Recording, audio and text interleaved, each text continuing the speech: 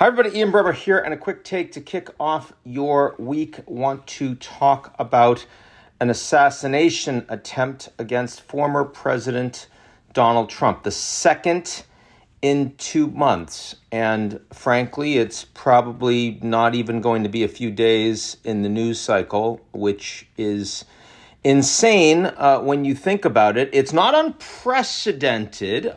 Gerald Ford actually survived 2 assassination attempts within 17 days. But the political environment today, much more dangerous in the sense that we're in an election. It is incredibly divided, and it is much more divided in terms of understanding of basic facts and perception of legitimacy of election and outcome.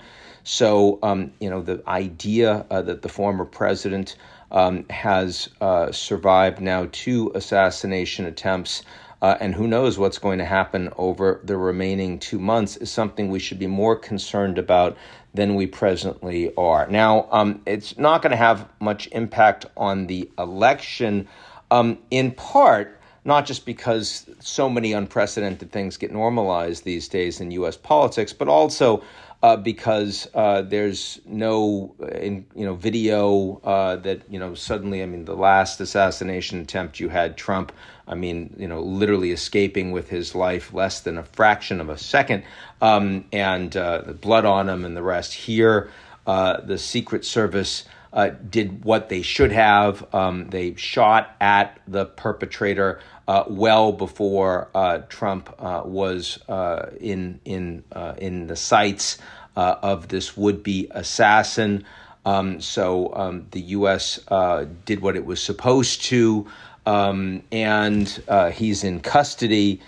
So one assumes that we're going to learn a lot more about him as a consequence of the interrogations and the rest. Trump can and will fundraise on the back of it, but I'd be very surprised to see any movement in the polls as a consequence, or any change in policy. So really not going to move the needle on the election itself. And yet, I think we have to ask ourselves, if Trump had actually been killed, can you imagine how much different the environment today would be? The political environment, the social environment, the violence, the reprisals. This is already considered to be an illegitimate election by a lot of Americans. Many, many Americans believe Trump shouldn't be allowed to run because he's a convicted criminal. He was twice impeached, not convicted, but impeachment is broken as part of the political process. Many of Trump's supporters, a large majority, believe he should be president now that he won the election in 2020, and that they're going to do everything possible, the deep state, the political opposition, the Democrats, to prevent him from becoming president again, to jail him, and even to call for violence against him. And that means that if we did have Trump assassinated, I think it would be much worse than January 6th in the U.S. It would be much worse, more saliently perhaps, than January 8th in Brazil, where you would have George Floyd-style riots, but larger and also much better armed.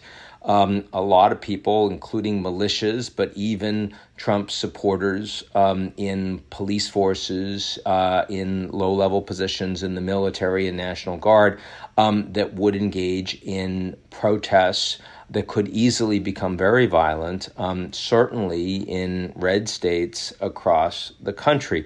And I think that because it hasn't happened, even though it's been very close, we're not talking about it, we're not thinking about it, but the lack of resilience, the vulnerability, the frailty of U.S. political stability in this environment, I think is remarkable and deserves more focus, more attention, because it would prioritize the steps that Americans need to take and political leaders need to take to rebuild that resilience, rebuild that trust, which is nowhere on the political agenda right now.